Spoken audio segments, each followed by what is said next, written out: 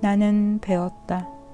이제는 더 이상 친구를 도울 힘이 내게 없다고 생각할 때에도, 친구가 내게 울면서 매달릴 때에는 여전히 그를 도울 힘이 내게 남아있음을 나는 배웠다. 나는 배웠다. 다른 사람으로 하여금 나를 사랑하게 만들 수 없다는 것을 나는 배웠다. 내가 할 수 있는 일이 있다면 사랑받을 만한 사람이 되는 것 뿐이다. 사랑은 사랑하는 사람의 선택이다. 내가 아무리 마음을 쏟아 다른 사람을 돌보아도 그들은 때로 보답도 반응도 하지 않는다는 것을 배웠다.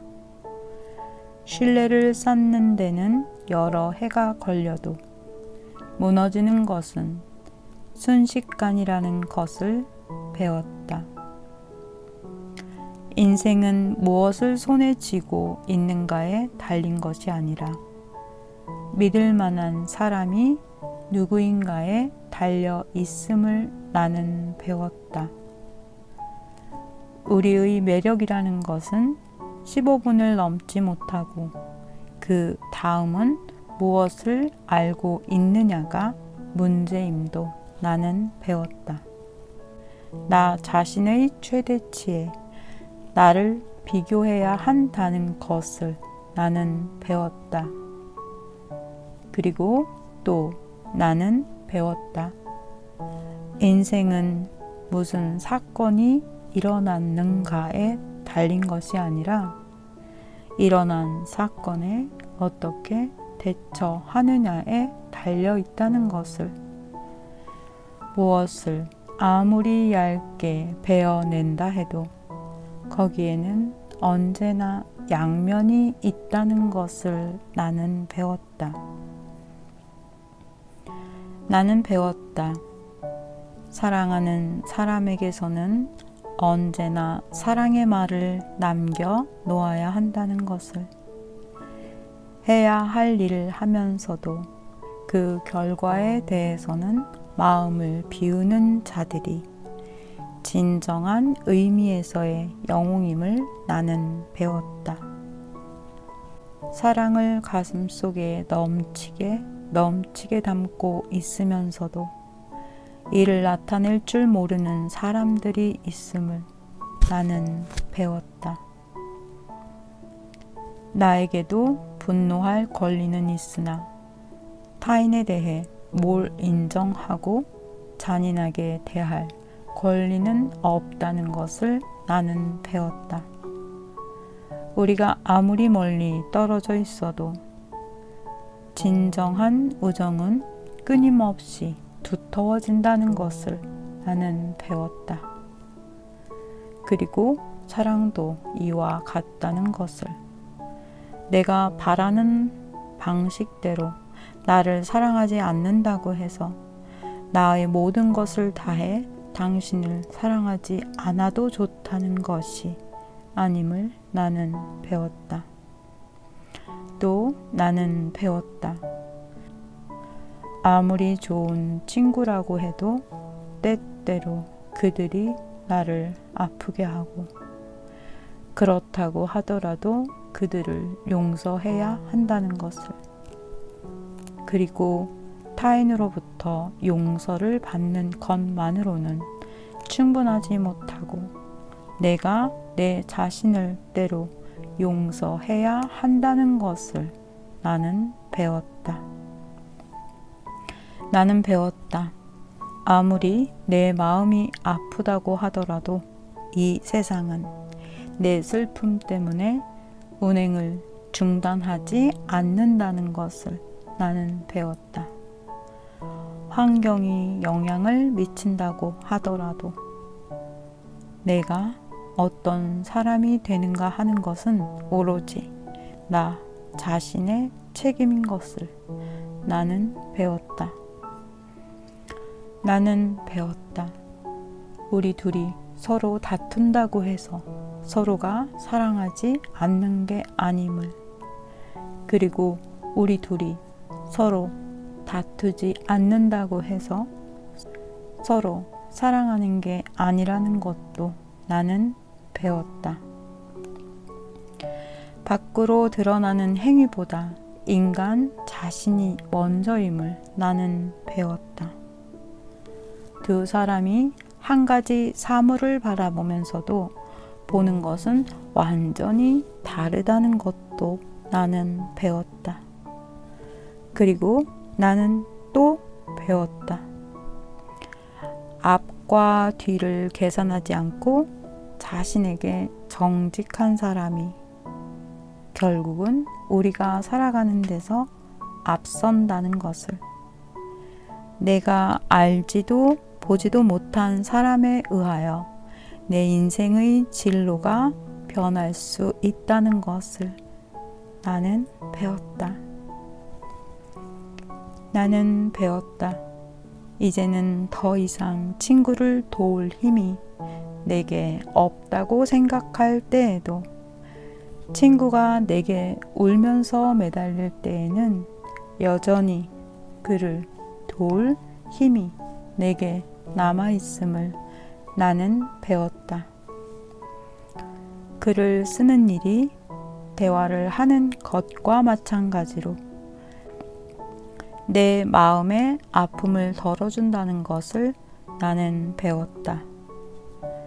나는 배웠다. 내가 너무나 아끼는 사람들이 너무나 빨리 이 세상을 떠난다는 것을. 그리고 정말 나는 배웠다.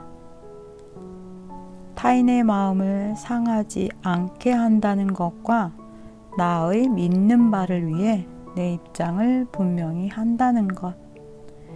이 두 가지 일을 엄격하게 구분하는 것이 어렵다는 것을 나는 배웠다. 나는 배웠다. 사랑하는 것과 사랑받는 것을. 샤를르 드 푸코. 나는 배웠다. 나는 배웠다. 다른 사람으로 하여금 나를 사랑하게 만들 수 없다는 것을 나는 배웠다. 내가 할 수 있는 일이 있다면 사랑받을 만한 사람이 되는 것뿐이다. 사랑은 사랑하는 사람의 선택이다. 내가 아무리 마음을 쏟아 다른 사람을 돌보아도 그들은 때로 보답도 반응도 하지 않는다는 것을 배웠다. 신뢰를 쌓는 데는 여러 해가 걸려도 무너지는 것은 순식간이라는 것을 배웠다. 인생은 무엇을 손에 쥐고 있는가에 달린 것이 아니라 믿을 만한 사람이 누구인가에 달려 있음을 나는 배웠다.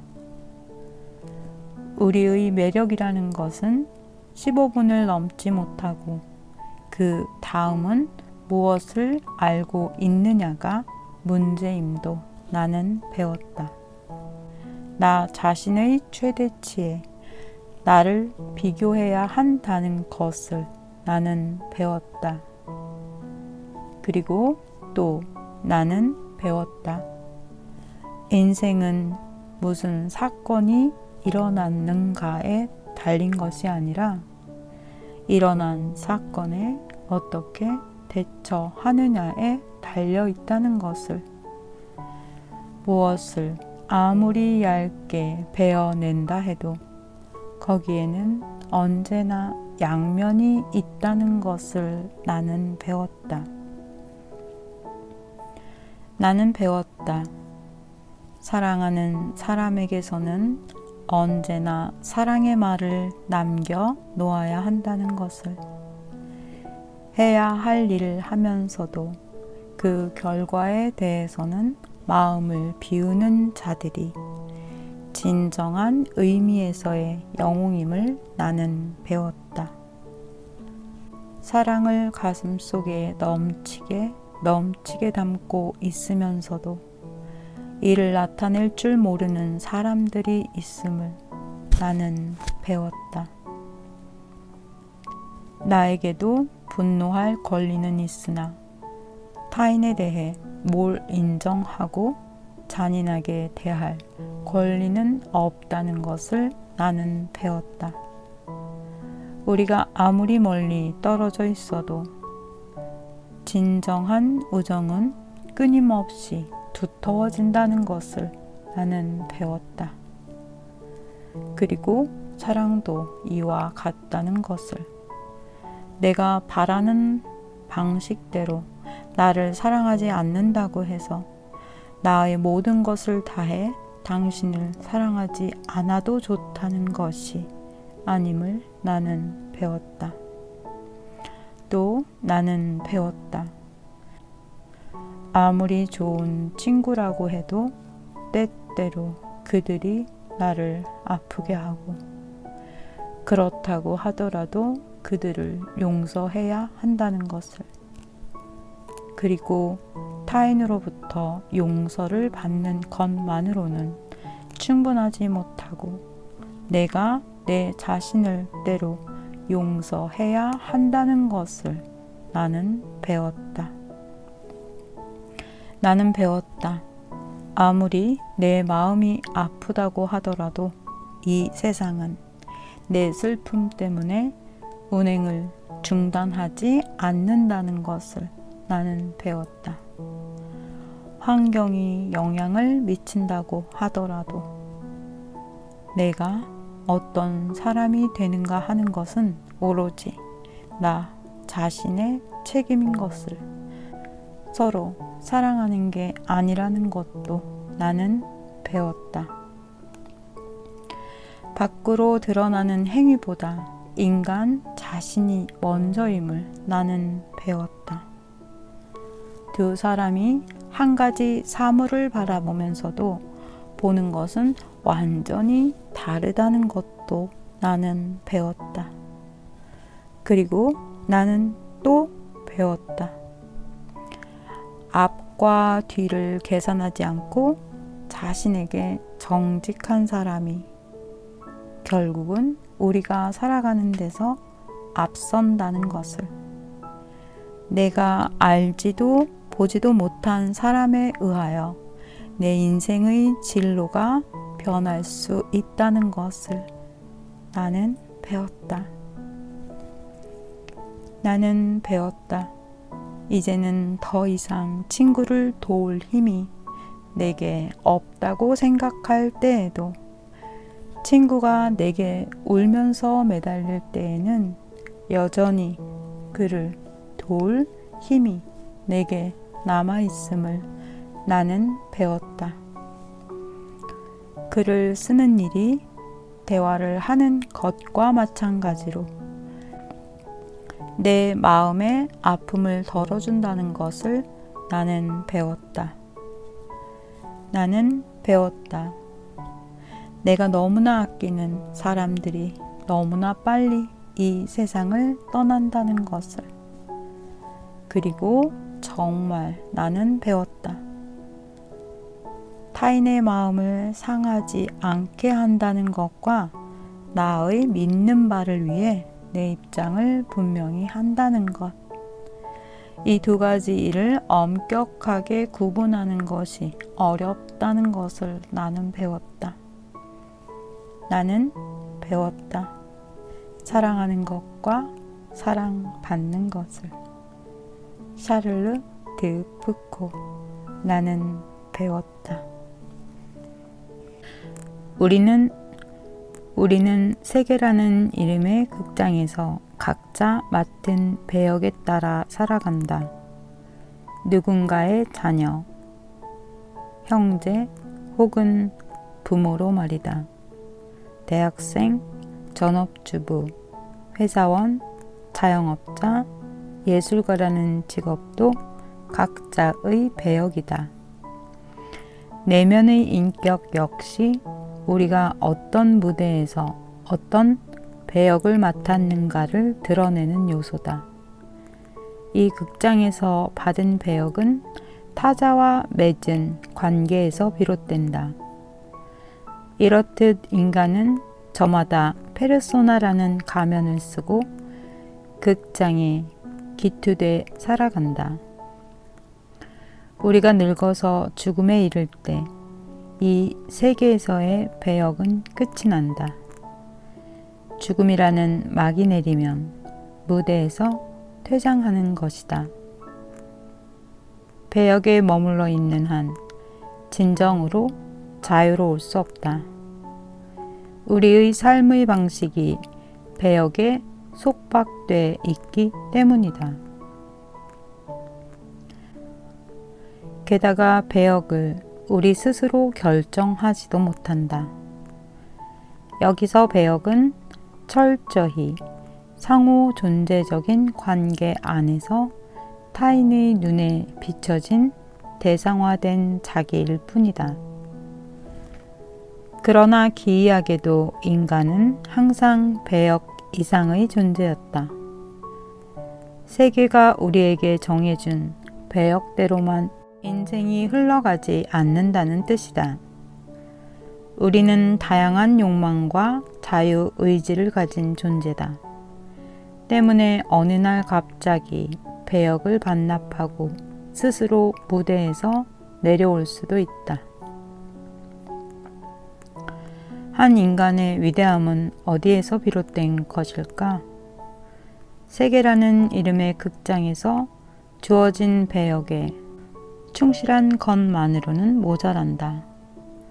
사회라는 커다란 속박에서 벗어나 자유의지를 갖고 자신이 속한 세계를 더 낫게 바꾸려는 노력, 다시 말해 남다른 비전으로 실천적 투쟁에 나서야 한다. 나는 그런 사람을 알고 있다. 스코트 니어링. 미국에서 태어나 저술가, 농부, 사회운동가로 일생을 산 사람이다. 니어링은 어떤 가치는 그것의 난이도나 성패 가능성에 있지 않고 목적을 달성하려는 비전과 투쟁에 있다는 것을 알았다. 또한 삶은 획득이나 축적보다는 꿈과 노력으로 풍요로워진다는 것 역시 알고 있었다. 그는 탐욕과 이기주의로 얼룩진 물질 문명을 비판하고 시골에 내려가 자급자족 경제를 일구며 자연과의 조화로운 삶을 추구하는데 평생을 바친 사람이다. 스코트 니어링은 어린이, 노동 착취, 불평등한 노동 조건, 국가 간의 전쟁 도발에 반대하며 미국 주류 사회에서 소수자의 올곧은 목소리를 냈다. 그게 빌미가 돼 2번이나 교수직에서 쫓겨났고 간첩으로 몰려 재판을 받기도 했다. 사회에서 냉대받았지만 자신의 이상을 굽히지 않았다. 주류 사회에서 내쳐진 채 소외당하던 스코트는 1928년 20살 연하의 여성 헬렌 로드를 만났다. 이 만남으로 그의 인생은 극적인 반전을 이뤘다. 두 사람은 자본주의 경제를 등지고 자연으로 돌아가 살기로 결심했다. 그들이 귀농을 선택한 것은 불평등한 노동 착취적인 사회 구조, 천박한 실용주의가 지배하는 도시에서는 자연과 조화로운 삶, 평화주의, 채식주의를 실천하기 어렵다고 판단한 까닭이다. 귀농은 물질적 부의 추구 대신 자연과 조화, 자유, 그리고 땅에 뿌리를 박는 삶을 영유하기 위한 당연한 선택이었다. 그는 거친 산골짜기의 땅 쐐기를 일궈 기름진 땅으로 만들었다. 그곳에서 채소와 과일, 꽃을 가꾸었다. 그리고 자신이 살 집을 손수 지었다. 모든 생필품을 자급자족했으며 단순한 생활 양식을 실천했다. 노동 시간도 최소한으로 줄였다. 여유 시간을 연구, 여행, 글쓰기, 대화에 썼다. 그는 문명의 병폐에 물들지 않는 매우 건강하면서도 의미 충만한 대안적인 삶을 살았다. 스코트가 90 중반이 됐을 때조차 그의 육체와 정신, 영혼에는 여전히 힘이 있었다. 하지만 96살이 되자 육체는 쇠약해지고 생명이 소진되어 있음을 드러냈다. 긴 항해를 하던 배는 여기저기 부서지고 배를 움직이는 기관들이 노후화돼 더는 항해를 나가지 못하기 마련이다. 평생의 반려자로서 스코트를 지켜본 헬렌은 이렇게 썼다. 스코트는 자신의 힘이 아주 사라지기 전에 가고 싶어 했다. 그는 자유의지에 따라 가기를 원했다. 의식을 갖고 의도한 대로 죽음을 선택하고 그 과정에 협조하면서 죽음과 조화를 이루고자 했다. 그이는 죽음의 경험을 피하려고 하지도 않았으며 스스로 기꺼이 편안하게 몸을 버리는 기술을 배우고 실천하기를 기대했다. 죽음으로써 자신을 완성할 것이다. 그동안 어떻게 사는지 배워왔는데 이제 어떻게 죽는지 배우고자 했다.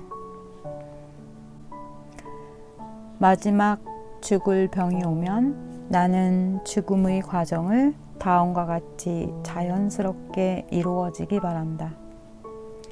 나는 병원이 아니고 집에 있기를 원한다.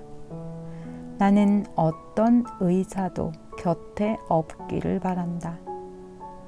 의학은 삶에 대해 거의 아는 것이 없는 것처럼 보이며 죽음에 대해서도 무지한 것처럼 보인다.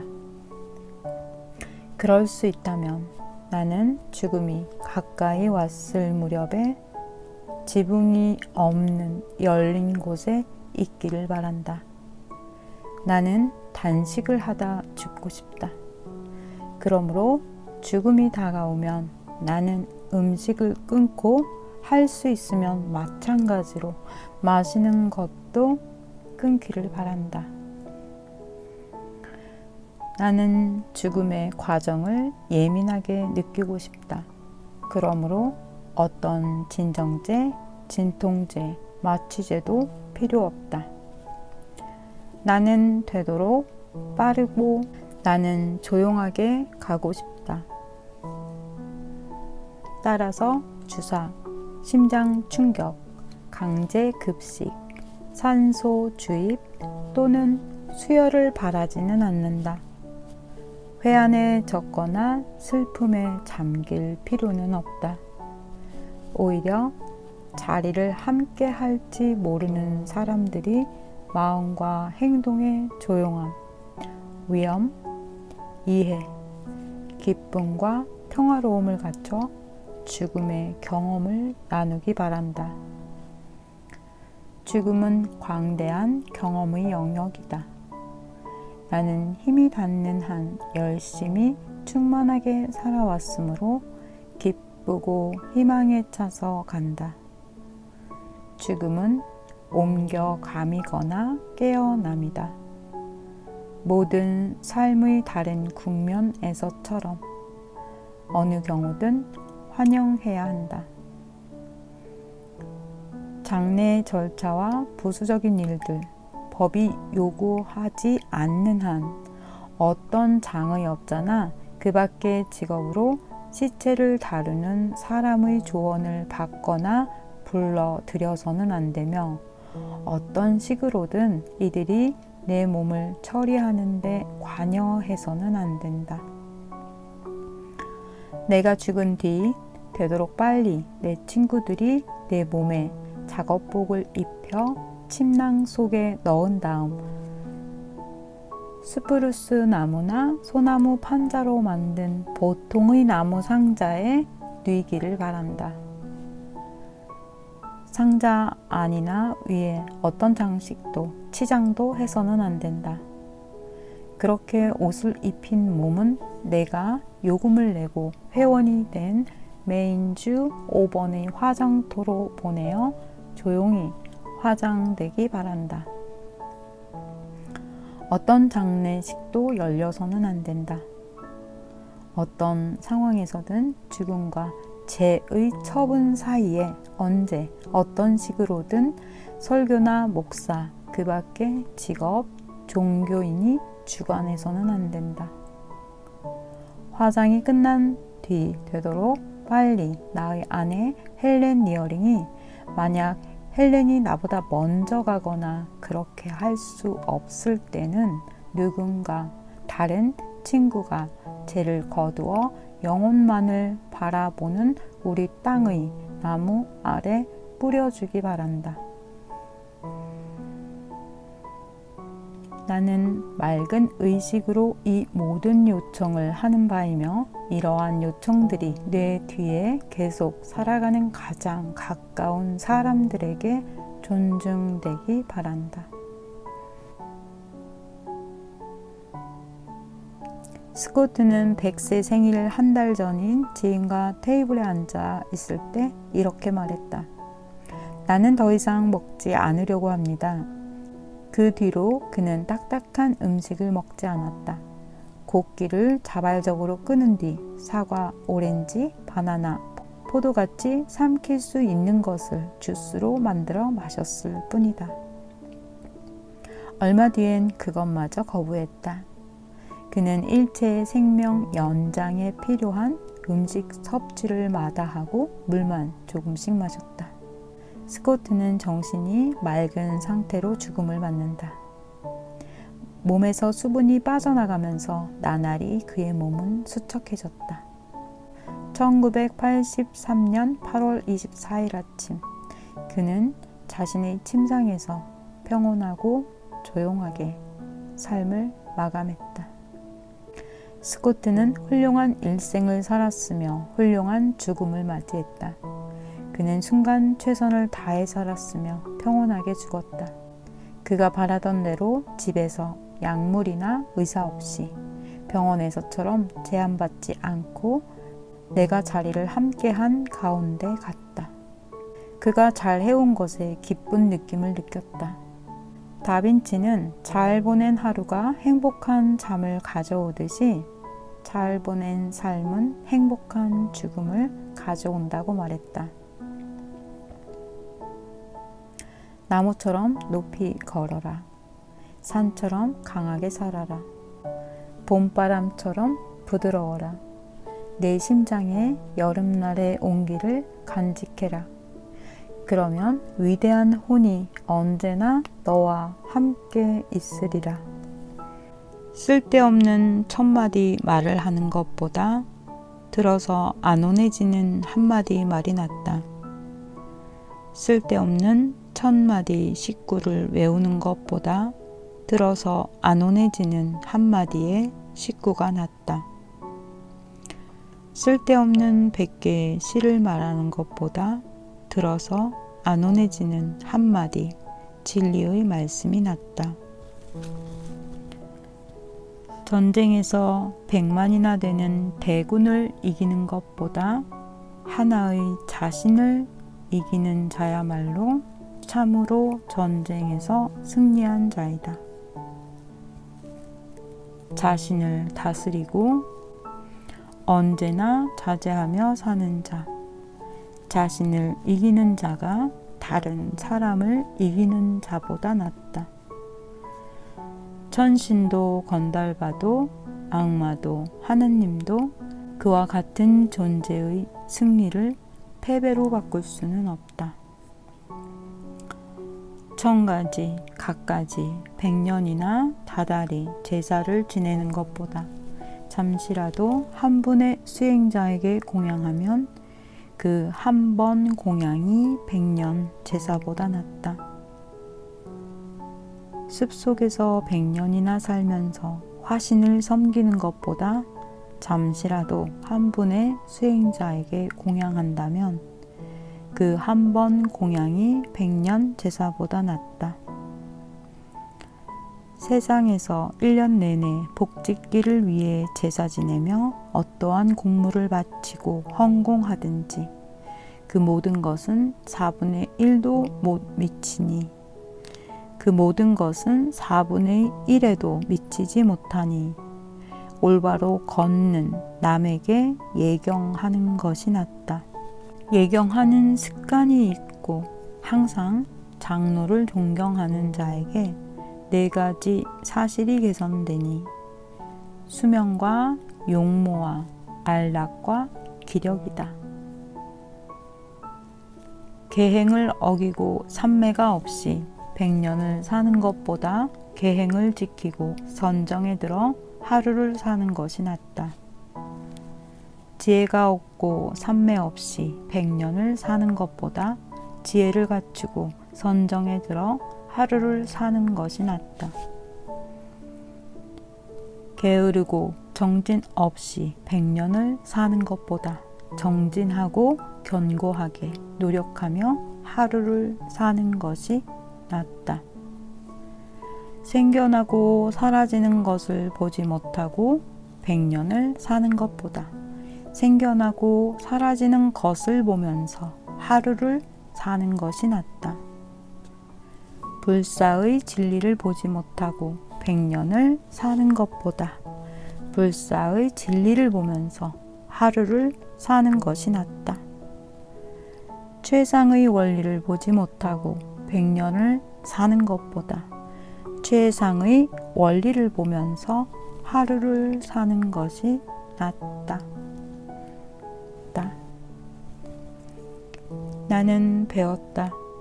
이제는 더 이상 친구를 도울 힘이 내게 없다고 생각할 때에도 친구가 내게 울면서 매달릴 때에는 여전히 그를 도울 힘이 내게 남아있음을 나는 배웠다.